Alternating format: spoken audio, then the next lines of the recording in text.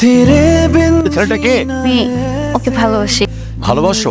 আমি ভাবছিলাম ও যখন এস্টাবলিশড হবে তখন তোমাকে জানাবো। ওকে কাল আমাদের বাসায় আসতে বল। শোনো, আমার মেয়ে তোমার স্ট্যাটাসে যায়?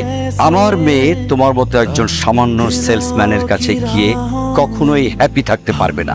ভালো থাকার জন্য টাকারই দরকার হয়। আপনি যদি আমাকে কিছুদিন সময় দিতেন।